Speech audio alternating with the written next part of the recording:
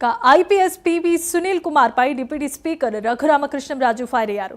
విచారణలో తెలియదు, గుర్తులేదు అని చెప్పినట్లు పేపర్లో వచ్చిన కథనాలపై స్పందించిన ఆయన ముఖ్యమంత్రి ఏ కులం వారు అయి ఉండాలి, ఉప ముఖ్యమంత్రి ఏ కులం వారు ఉండాలి అని సునీల్ కుమార్ చెప్పడం విడ్డూరంగా ఉందని అన్నారు.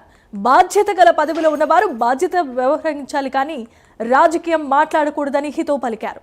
రాజకీయాలు చేయాలనుకుంటే ఉద్యోగానికి రాజీనామా చేసి రాజకీయానికే రావాల్సిందిగా రఘురామకృష్ణంరాజు సలహా ఇచ్చారు. గుర్తు లేదు, ఇది ఆంధ్రజ్యోతిలో చాలా స్పష్టంగా వచ్చింది.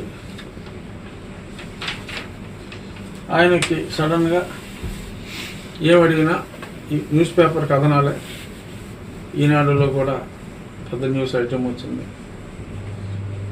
అందరికీ తెలిసిన విషయమే, సాక్షిలో రాలేదు, ఈ రెండు పేపర్లో స్పష్టంగా వచ్చింది. వారికి తెలియదు, గుర్తు లేదు, ఏదన్నా కాగితాలు చూస్తే చెప్పగలను.